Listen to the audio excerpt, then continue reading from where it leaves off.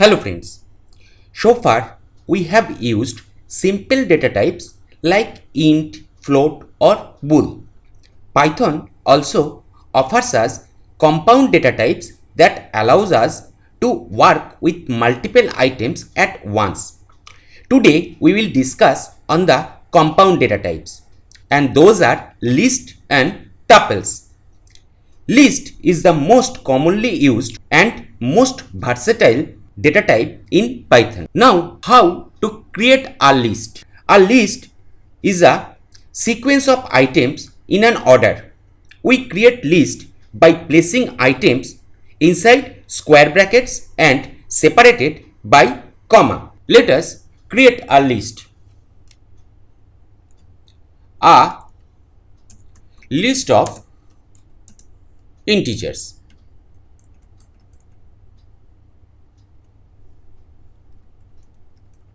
Numbers is equal to using square bracket and within that the items separated by comma.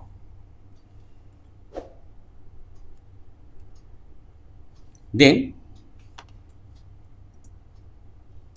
print numbers.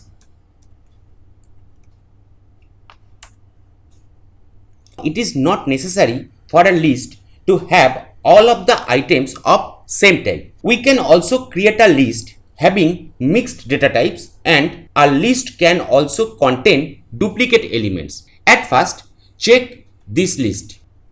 Here we have the output of the list as 3, 4, -5 and 6. Now next we are proceeding with the mixed list of data type.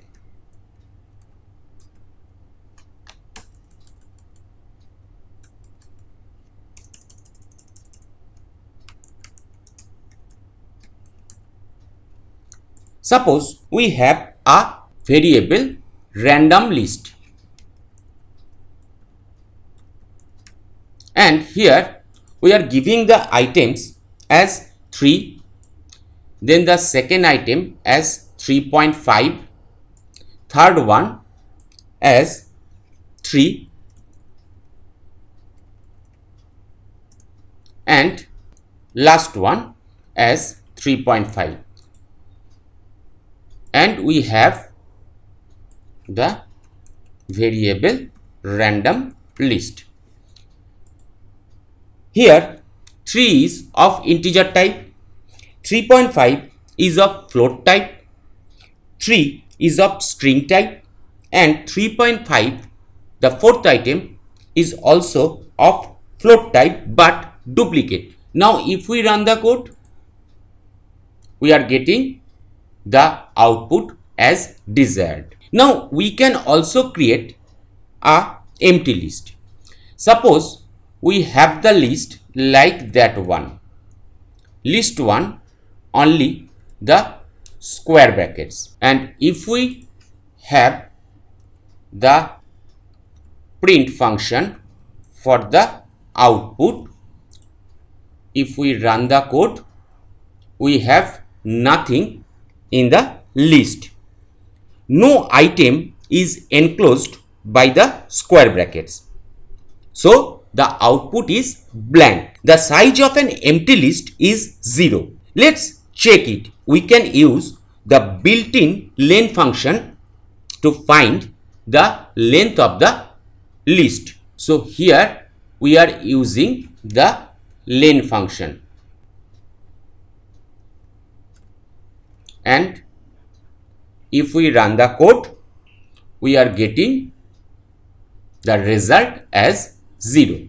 Now the next topic, how to access the list elements. Remember, list is a sequence and its items are always in order. Suppose we have a list of subjects like this. Subjects. The list is the first one, math, second one, physics, third one, chemistry, and fourth one as Bengali.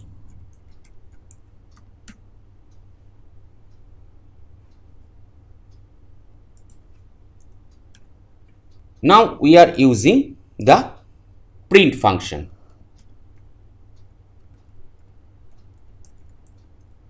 Now if we run the code, we can see the output. The first item in the list subjects is math, second one is physics, third one is chemistry, and fourth one is Bengali. Let's run the code. We have the first one as math, second one as physics, third one as chemistry, and fourth one as Bengali. Now we can also assess the individual items of the list by using a term that is index, and it starts from 0. So according to index, math would be 0, physics is 1, chemistry is 2, and so on. Now suppose we want to assess the first item, that is math. To get this item, after the name of the list, we should use square brackets, and within the square bracket the index number 0. So if we run the code, we can get that is math. So here we are using the square bracket and giving the index as 0. Let's run the code, and we are getting the output as math. Similarly, to get chemistry, we must change the index number from 0 to 2, as this item chemistry has the index 2 in the list subject. So here we are changing the index to 2, and if we run the code, we are getting the output as chemistry. Now this list subject has 4 items. What should happen if we want to assess the fifth item from the list? To get fifth item from the list, we should change the index to 4. Let's check what is happening if we change the index to 4. Let's run the code. Here is an error, and the error list index out of range. This error means we are using an index that does not exist because the fifth item does not exist in the list. Let's talk about negative indexing. In Python, we can use negative indexing for the sequencing like list. Using a negative index gives that the item from the last. That means the last one item has the index -1, then the previous last has -2, and so on. According to the list subjects, Bengali has the index -1, chemistry -2, physics -3, and math has -4. Let we change the code and change the index to -1, and we are checking the code. What is happening? We are getting the result as Bengali, as that one is the last item in the list. So negative indexing is a pretty good concept in Python, as we can assess the item from the last in the list, and even we do not need to know the size of the list, that is number of items in the list. Let's talk about slicing of a list. We have already discussed how to assess the individual items from the list. It is also possible to assess a whole section of items from the list, not just a single item. Let's check with a code. I am using the same code here to check and deleting index number -1. So here for slicing we are using 0:3. Let's run the code, and we are getting math, physics, chemistry. This time we get the first 3 items from the list. That means items from index number 0, 1 and 2 are printed. we have to remember one thing. In slicing of a list, the first index number is inclusive and the last index number is exclusive. So 0 colon 3 gives us 0, 1 and 2 index numbers from the list. Try to get the second, third and fourth item as the first number is inclusive and the last number is exclusive. So we are changing the code and we are giving it now 1 colon 4. If we run the code, the output is physics, chemistry, Bengali. So the second, third, fourth item in the list are printed. Another thing to remember in slicing of a list, if we start with the empty start index, the slicing start from the beginning of the list. Let's check if we delete the first one index number.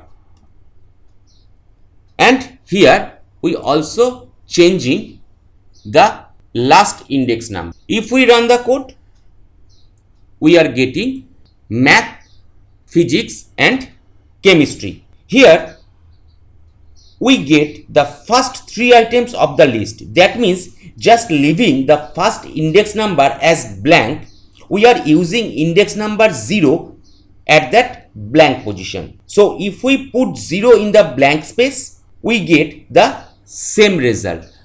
If we giving it as 0 and run the code, obviously we are getting the same result. Similarly, if we keep blank at end index, the slicing end at the last item in the list.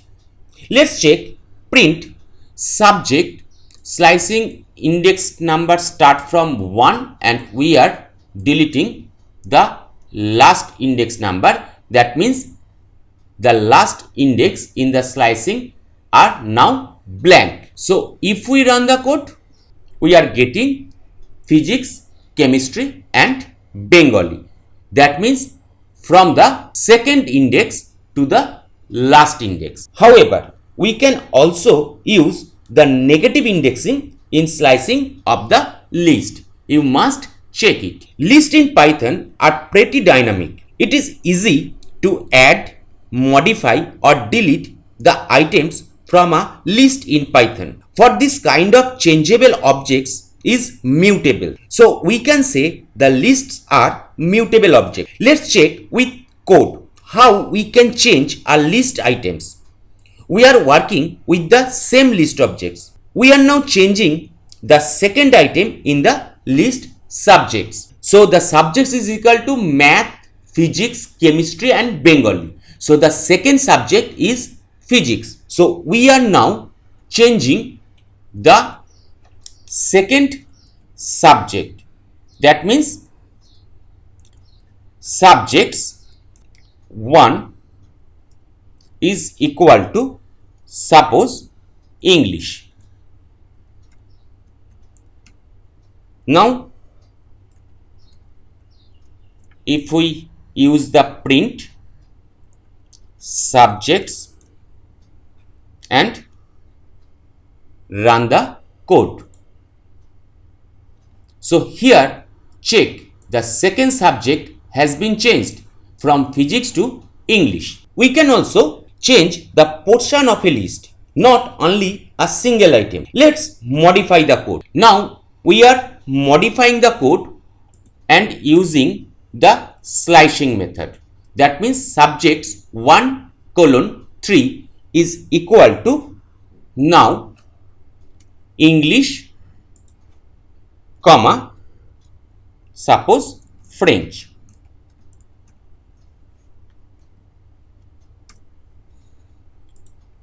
Now if we run the code,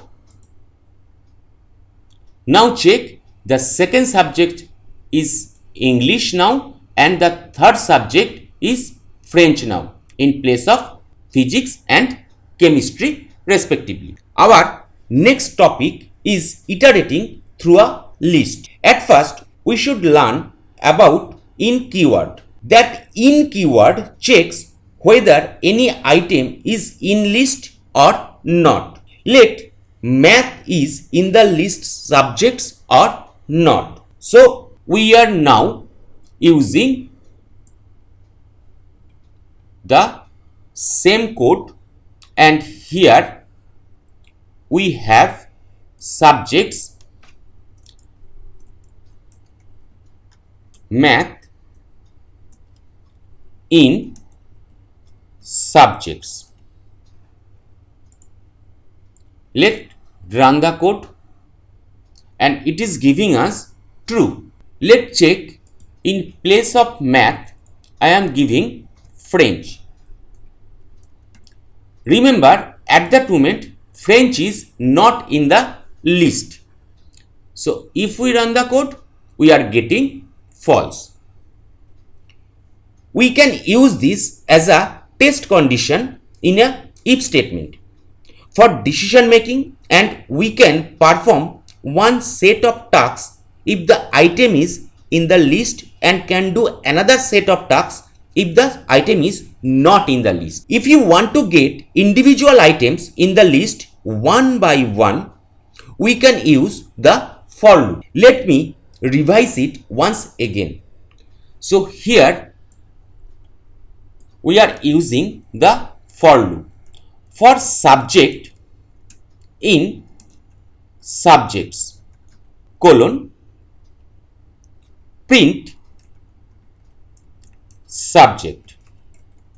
If we run the code,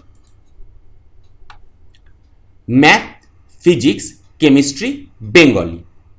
This code iterates the items or elements of the list one by one until the end of the loop is reached. Our next topic is the list methods. The reason lists are so versatile because we can change, delete, add or modify the list elements very easily. Now let's say we want to add an item in the list. We can use the append method to work in it. Let we want to add English in our list subject. So here we must use subjects dot append and the English. Now print subjects. Let us run the code. Now check, the English is already added in the list. So that means the English is included in the list at last position. Here English is added at last. If we want to add it in the second position, change the code. We would use the insert method for that. So for that we are changing the append to insert, and here for the second position we have the index as 1, and that's why we have used the 1 here. So if we run the code, we are getting the English in the second position. How to remove an item from the list? And for that we use the remove method. So in place of insert we are using remove, and suppose here we are using the subject, that is Bengali. So print subjects. Look, the subject Bengali has been removed from the list. Sometimes we may have to copy a list. To copy of a list, we can use the list copy method.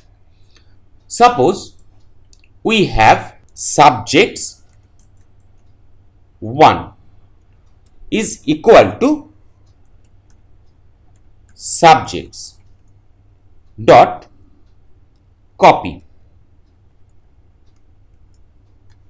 and now we are printing the subjects and both the subjects 1 also. If we run the code, we are getting both subjects and subjects 1 as same. Next, we are proceeding to the Python tuples. Python tuples are similar to a list. It is also an ordered collection of items.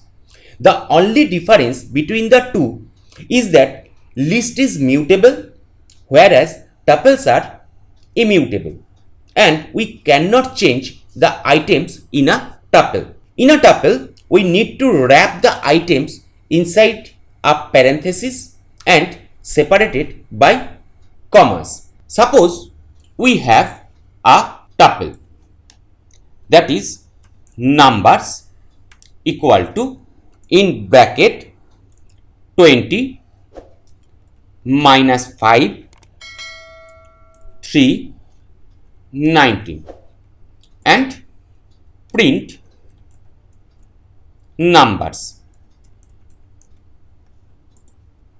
If we run the code, we are getting 20 minus 5 3 19. So we can access the tuples in a similar way. We access the elements in a list. So here, suppose we want to access the number 3. So that must be have an index 2. So here we are giving the index number 2. Let's check the code. And here we are getting the output as 3. So that is the second index or third element, and index start from 0 as list. We can also perform slicing of tuples similar in the list. So here print numbers 1 colon 4. Run the code. We are getting minus 5 3 19. So we are getting the output from second item to fourth item in the tuple. Like a list, in tuple, slicing the first index is inclusive. That means that one. And the last index is exclusive. We can also loop through a tuple using the loop in Python. So for that, we are using the for loop for number in numbers colon print number. If we run the code, we are getting 20 minus 5 3 19. So whatever we have learned about the tuple, that is similar to list. So why the tuple concept is in Python with list. List can be changed, but tuple cannot be changed. Let we have the same tuples like list now. Subjects is equal to math, physics,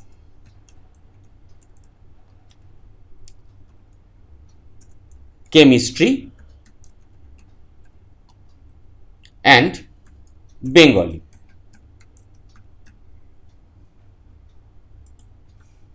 And now we want to change the first index number. Subject